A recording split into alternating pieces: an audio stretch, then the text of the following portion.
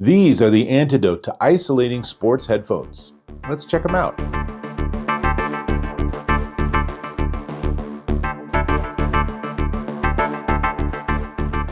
Dave Taylor here, and I do a lot of outdoor activities, and I like to listen to audiobooks or music while I'm doing them. And so it's a tricky balance between finding a device that gives me the best possible fidelity, but doesn't isolate me from my environment. Now, if you're working out in the gym and you're on the treadmill, you're pretty safe to be isolated. But if you're out on a trail or on the street, or you're just anywhere where you want to be around and aware of your environment, being isolated and even having noise canceling headphones and such that can be risky. Enter sports headphones. That's what these are. These are the Langsdom AirWave Max open ear sports headphones. And as you can see in the close-up, they have a little tiny speaker, and when I put them on, they go behind your head and over your ears. And so when you put them on, that tiny speaker is basically pointing into your ear canal. So the idea is that you have like a teeny tiny little speakers just for you to enjoy. But as you can see, it's not covering my ear. It's not going in my ear canal. So I still have the ability to hear everything going on around me. It's a really popular design, and we have now multiple generations of these based on different design parameters. This is what I consider the sort of first generation. So it is a speaker and it's pointing at my ear, but I'm just going to tell you up front, they don't get very loud. And I found that to be a little disappointing. But let me give you some more information about them, and then I'll give you a little bit of demo. So they're made out of skin-friendly silicone, and they have spatial sound effects, including directional sound. And it's a dual EQ, dual connect, so you can have them paired with both your smartwatch and your phone if that's what you want. And it's Bluetooth or MP3, so there's actually 2 gig of onboard memory. You can hook these up to your computer, and then you can download your favorite 50 songs or 2 gigabytes, probably 500 songs. And then you don't even need to take your phone or your watch or anything. These by themselves will be a music playback device, which I really like. Dual microphones for calls. I'm going to give you a demo of its voice pickup in just a moment. IP67 water resistant, that's great. These are immersible. If you fall into the pool and then you get out, just shake them off and maybe tap them down or tamp them down with a towel, and they'll be good to go because they are fully sealed. Now, as you can see in this close-up, over the right ear, there are 3 buttons, and those 3 buttons give you a whole heck of a lot of controls, including that middle button, which is multifunction, does, I don't know, like 20 different tasks. And then the edge buttons are volume up and down or track next and track previous. Also on the right side are 4 little magnetic sensors, and those are used for charging. So one of the things you have to recognize with these sort of devices, they really want to seal them to get the best possible water resistance or waterproofing. So instead of having a USB slot, it uses a magnetic charger. So it is pretty easy to work with. You just line up the dots, and if you orient it incorrectly, the magnets won't let it connect, but if you orient it correctly, it snaps on. I will say, a little tiny bit of feedback for Langsdom, that magnet should probably be a little stronger because I found that it tended to bend off during charging, but easily solved when you just sort of put it down and make sure that it's actually, connecting correctly. And then the other side is USB-A, but don't panic because they also include a USB-A to USB-C adapter.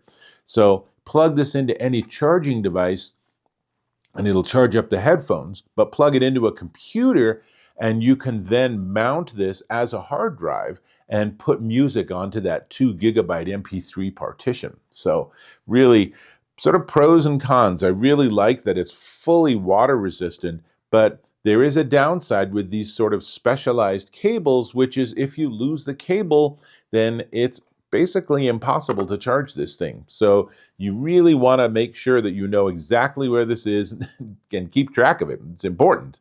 Also comes with a little lanyard, comes with a user manual, and it's a pretty comprehensive one, actually. It's a decent length. And it comes with a little bag so you can carry everything if that's your shtick.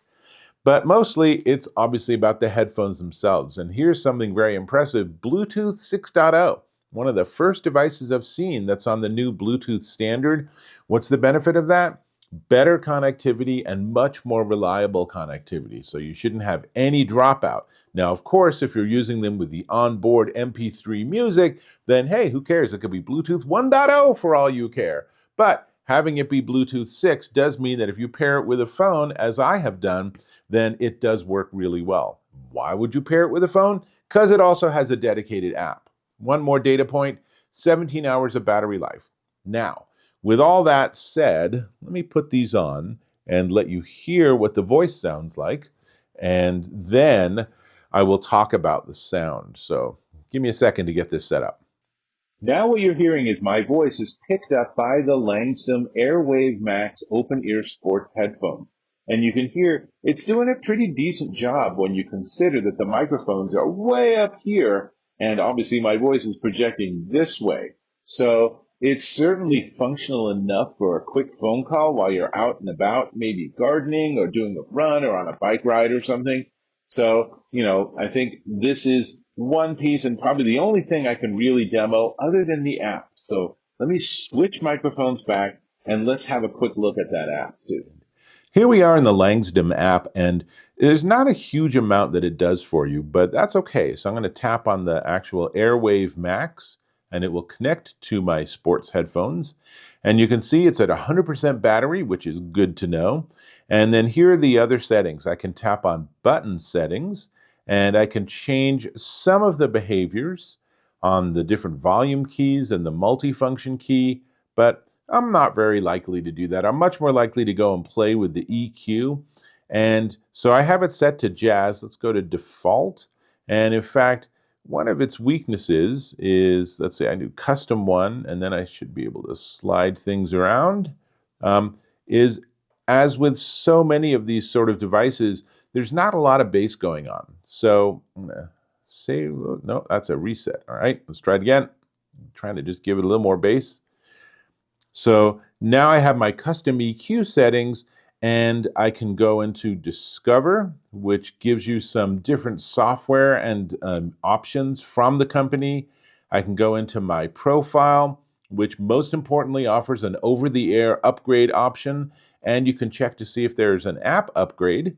But if we go back to device, then what I want to do is I want to tap on that AI button on the lower right. And this is pretty interesting stuff. This is really where Langsdom's really trying to keep up with every other company in the entire industry that just says, oh, if we add AI, it's going to be a better product. And so they offer you the ability to chat with the AI. There's all sorts of presets and categories like travel guide and motivation. So I can do AI chat and hello, I am AI chat. Please enter your question. So let's try that. I am wondering what the purpose of AI is here. So what it's doing is it's giving you access, but it doesn't automatically let you talk to it. So I'm going to just tap on the microphone button. And now I'm just wondering, what new features does this AI chat offer me? And we'll press the little button. And so now it's thinking about this, and hopefully it will respond. It is thinking. It is still thinking. So by this point, I would probably have switched to ChatGPT or Copilot or something, or even Siri's faster than this. But I'm not hearing anything, and I'm not seeing anything. Here we go. Here's the professional response in English. Okay. So what's interesting is I'm not hearing it. So basically, this is giving me access to an AI system, but it's not doing anything special vis-a-vis the fact that these are headphones and that I'm using a headphones app for this. So it looks like it has a whole lot of parameters here, and it definitely does not know how to do word breaks, which makes this a little hard to read, but I would categorize this AI area as sort of up and coming. So I think that what Langsdom done, as many companies have done, is said, we're going to just put a stake in the ground and just keep watching this space because it's going to get better and better and better. And I certainly hope it does. So that's probably about as much of the demo as I can give you. So let's talk about the headphones themselves.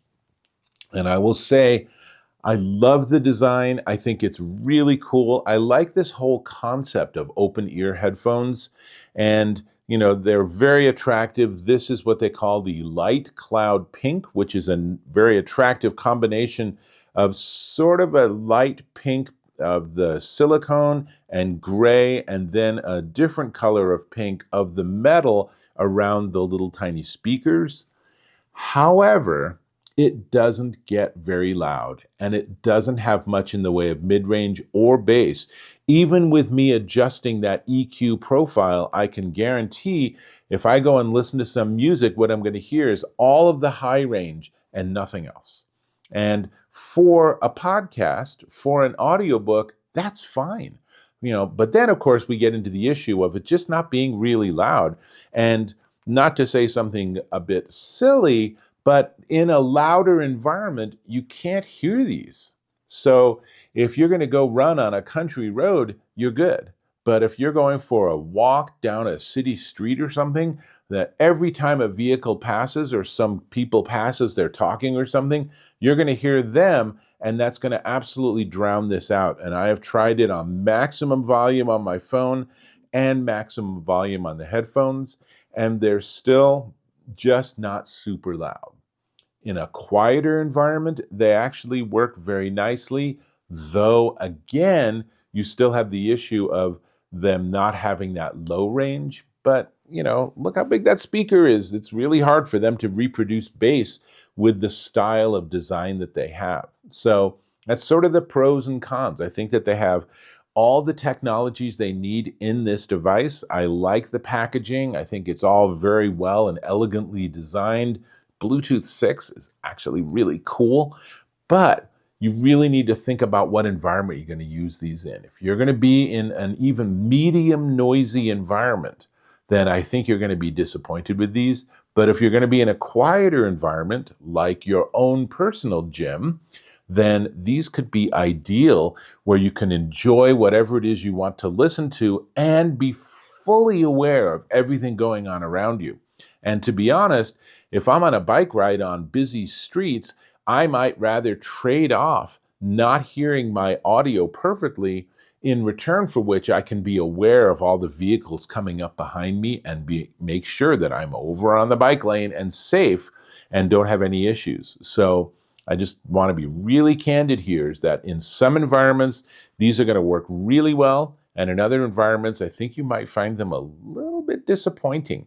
And, the challenge again is because it's sitting on top of your ear, for them to be able to make these speakers get super loud would mean that people around you would be like, I'm sorry, can you turn your music down, please? It's kind of annoying. And so, as with so much, it's trade-offs. But now you know the full scoop. You know exactly the strengths and weaknesses of this particular product, and this might be a great match for you.